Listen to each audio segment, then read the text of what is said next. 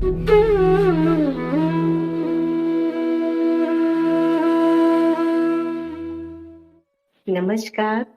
शून्य बोधिसत्व में आप सभी का स्वागत है।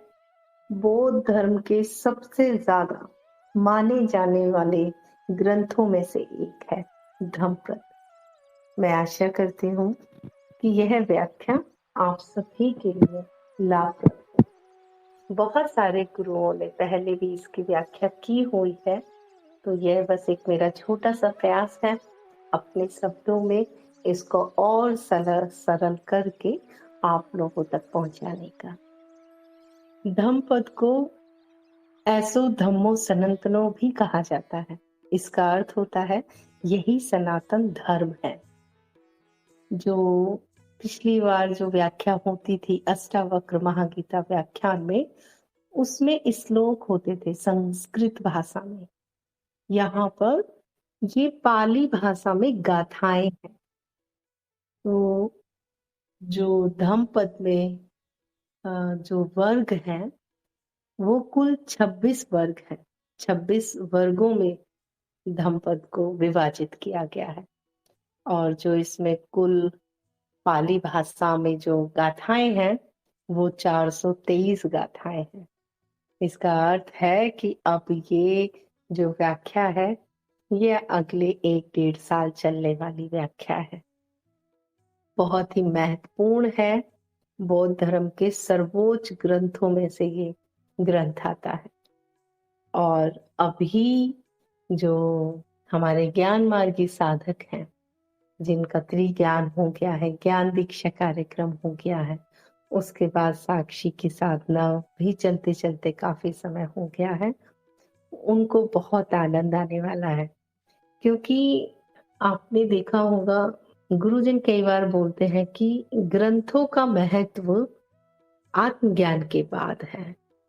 किसी भी ग्रंथ को आप पढ़ेंगे तो उसके जो अर्थ निकल के आएगा, जो बोध, जो समझ निकल के आएगी, वो आत्मज्ञान के बाद। तो जो भी ग्रंथ है वो आत्मज्ञान के बाद पढ़ने में उनका आनंद कई गुना बढ़ जाता है।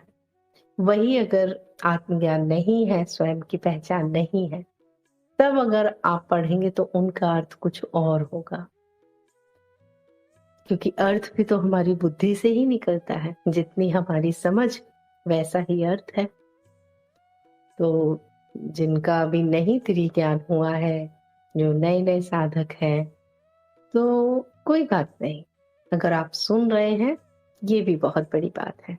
क्योंकि धम्मपद को सुनना ही अपने आप में बहुत सौभाग्य की बात है। और यदि आपका ये सब कार्यक्रम हो गए हैं तब इस व्याख्या का आनंद लीजिए। तो आज जो हम शुरू करेंगे वो यमक वर्ग है।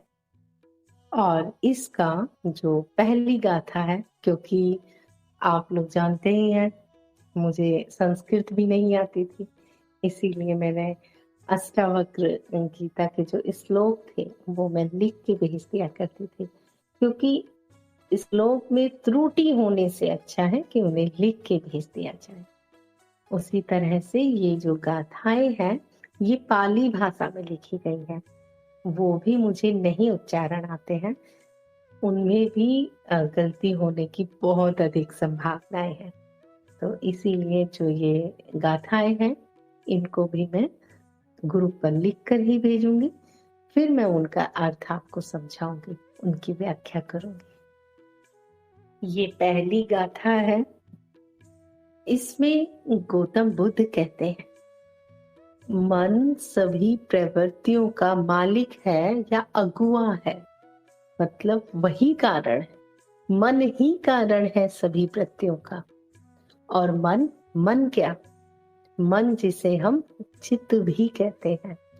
ये तो सभी जानते होंगे कि जितना भी प्रकट है या जितना भी स्मृति में है, कल्पना में है, इच्छाओं में है, विचारों में है, जगत में है, शरीर है, जो भी है सब कुछ चित्त निर्मित है।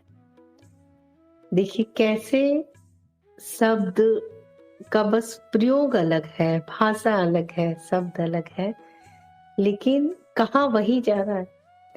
बीच बीच में तो आपको ऐसा भी लग सकता है जैसे आप अष्टावक्र ही सुन रहे हैं।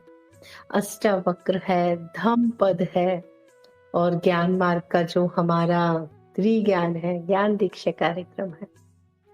जब आप देखेंगे तो बस शब्दों का ही बदलाव है। व्याख्या आज के समय के हिसाब से, आज के समय के हिसाब से उदाहरण, बस यही अंतर है। लेकिन अगर सार को ढूंढने जाएंगे तो निचोड़ सबका वही है। जबकि जो गौतम बुद्ध ने कहा है, कितने हजार साल पहले कह दिया था उन्होंने। वो कह रहे हैं, मन सभी प्रवृत्तियों का अगुवा है। अगुवा मतलब मन के द्वारा ही सब कुछ रचित है, सब कुछ निर्मित है। मन ही प्रधान है। सभी प्रवृत्तियां मनोमय है। जितनी भी प्रवृत्तियां हैं, ये मन के द्वारा ही उत्पन्न हुई प्रवृत्तियां हैं।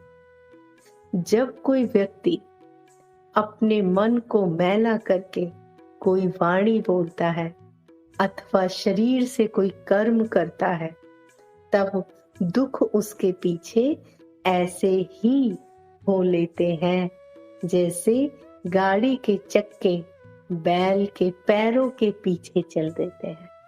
कितनी सुंदर सी सरल सी बात उन्होंने कहा है कि जो अपने मन को मैला करके, मतलब चित्त में जिसके अशुद्धियां हैं, वो कुछ भी बोलेगा या कुछ भी करेगा तो दुख उसको घेर ही लेंगे। कैसे घेर लेंगे? उदाहरण दिया है इन्होंने, बैल आगे आगे, गाड़ी के चक्के पीछे पीछे।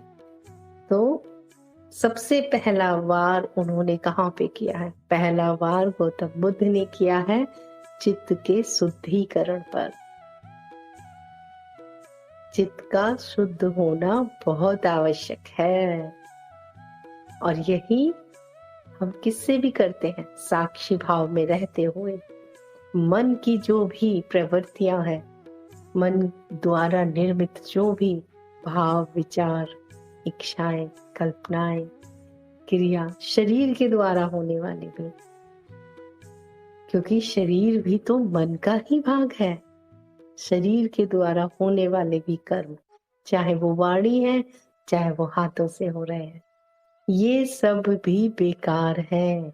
ये सब भी अशुद्ध ही है।